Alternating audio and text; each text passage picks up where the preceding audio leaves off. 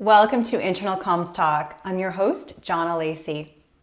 Today, we're going to talk about communicating with employees in an era of fear. Leaders and employees are navigating new routines in the workplace, especially working remotely.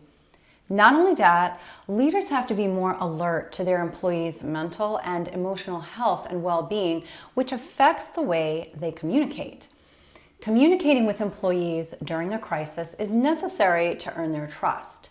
Whether dealing with a global pandemic, economic downturns, or safety concerns, organizations should strive to unify their executives to communicate clearly with their employees. Having a solid communication plan is a key element to that goal. Well, how can you create one to allay employee fears? Stay tuned.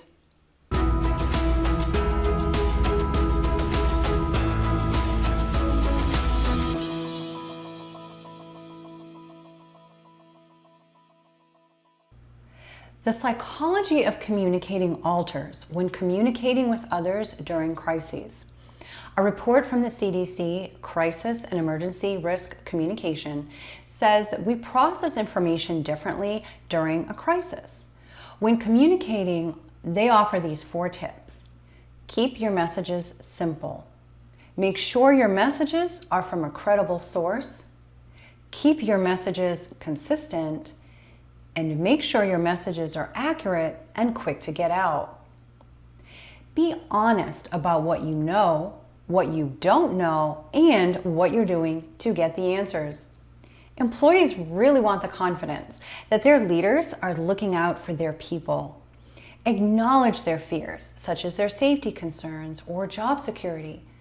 But don't make promises that are out of your capabilities, and don't ignore the issues, hoping they'll simply go away.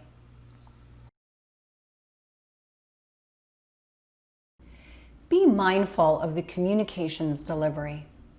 Negative messages impact morale just as much as positive messages do. When morale is adversely affected, productivity takes a nosedive. You'll also create hazards in the workplace.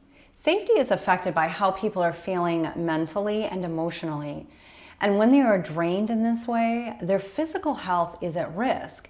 Reaction times, quick thinking, and smart decisions, all of these go down the tubes, and they put themselves and their coworkers at risk.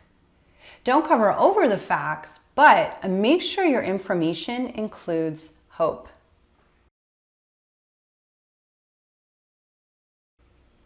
A clear communication plan with stringent policies that addresses safety concerns and offers a plan of action for consistent communications is needed. Your starting point in gathering intel for your plan should be with focus groups. These groups include all your C-suite executives, heads of your different departments, other leaders and supervisors, and a select group of employees. Now, if your company is global, you will also need to include the leaders of your various branches, as each country is facing similar crises in different ways. Your team, especially your executives and heads of internal and global communications, need to understand the scope of concerns and potential roadblocks to the changes that you have to make.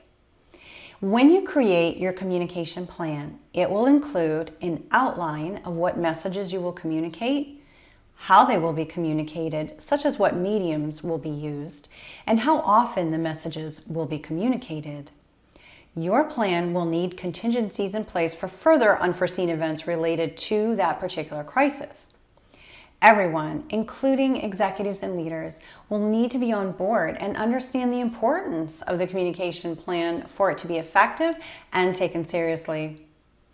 Your communication plan will not only serve to keep your communication smooth, but will instill trust in your employees, who truly are the foundation that keeps your organization standing strong.